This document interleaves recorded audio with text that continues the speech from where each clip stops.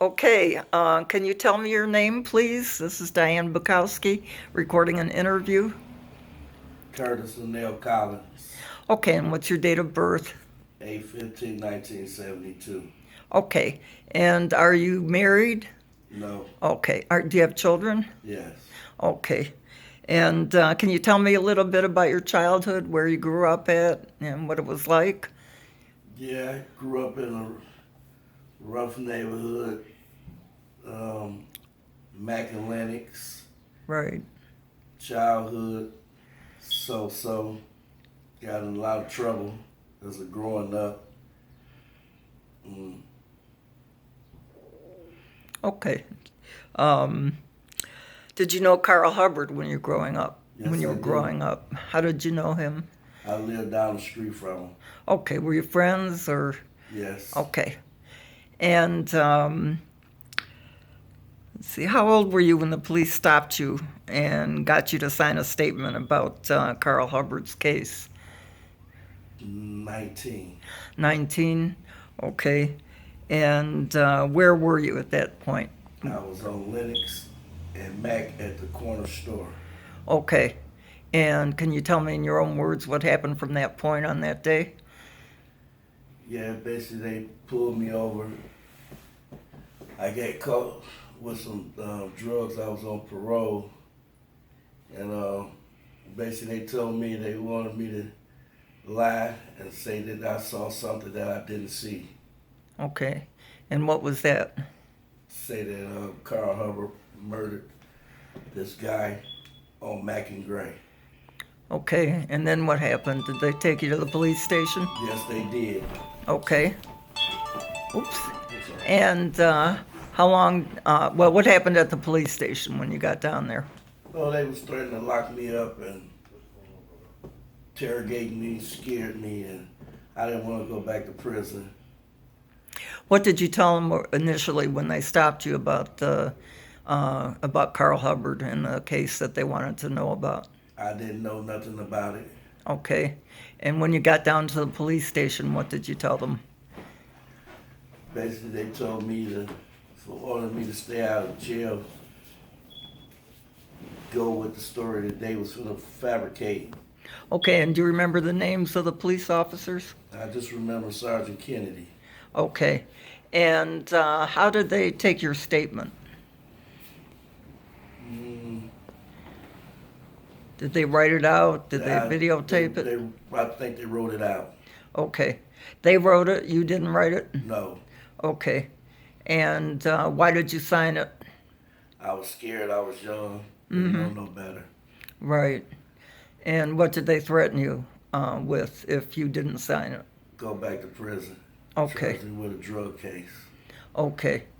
And then after that, you were at Carl Hubbard's murder trial, correct? Yes, Both, ma'am. both, I believe, the preliminary exam and the trial. Yes, ma'am. And what happened to the best of your recollection when you were testifying on the stand first and then later?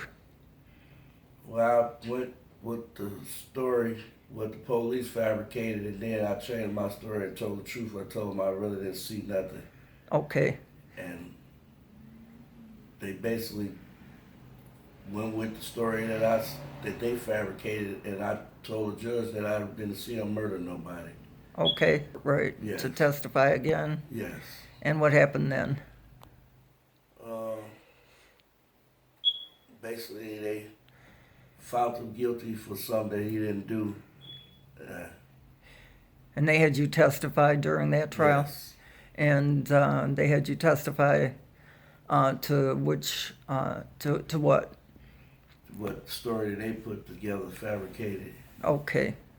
So what are you saying now, all these years later? That, what is the reason you came forward for one thing? Because I feel guilty that he's locked up and I know he ain't do it. And he deserved to come home. Right. And you said you consulted with some friends and your mother about Yes. doing this, and what did they tell you? They told me that was the best thing to do. And what did your mother tell you? She told me always be honest and Okay.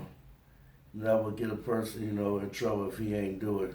And Okay. my friends love me so much and came together with them, and I decided to just go ahead and get it over with. I wanted to get it over with a long time ago, but it was, and I don't know. I just feel like it was time to do what's right. Yes. Okay. And how did you get in contact with Mr. Hubbard while he was in prison? I went through a friend, and told him to, get a little information from him, tell him I was ready to go and take a lie detectors for him so he can get out, get from behind the bar of prison, get out of Okay. prison. And you also signed a sworn affidavit on, let's see, on October 17th, October 31st, 2017. Yes, I did. Okay, and is that sworn affidavit true? Could you hold it up a minute for the camera to see?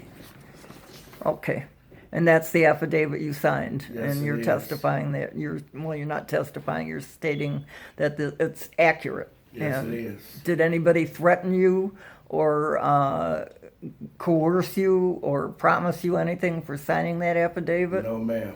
Or for giving the testimony that you gave to the lie detector examiner, the No, polygraph ma'am. examiner? I did it on my own. Okay, I thank you. And what do you expect to happen now? For him to go to court and get out and be a free man and get on with his life. Yes, thank you. And have you been, and have the police and prosecutor contacted you in recent days or weeks Yes. prior to the upcoming exam? Yes, they have. And what went with that? You can give me that pic now. They tried to call my phone and ask me to come down there, and I refused to go Okay, and why did you refuse? because it ain't nothing to talk to them about. Okay. And did you feel you needed an attorney if you did go? Yes, I do. Okay. And how many times have they contacted you like that? About? 3. Okay. Both phone, did they come to your house? Yes, one time. Okay, and what did you tell them when they came to your house? I told them I ain't no talking. I get in touch with my attorney. Okay. All right. Is there anything else you wanted to add about this? How do you feel this, does this set an example for your children, for instance? Yeah, it's a bad example. Well, in terms of you coming forward and telling the truth to free a man, yeah, despite the consequences to you. Yeah, my kids happy that I'm doing this to get it over with. Okay. All right. Is there anything else you wanted to add? No, ma'am. Okay. Thank you so much, Mr. Collins. And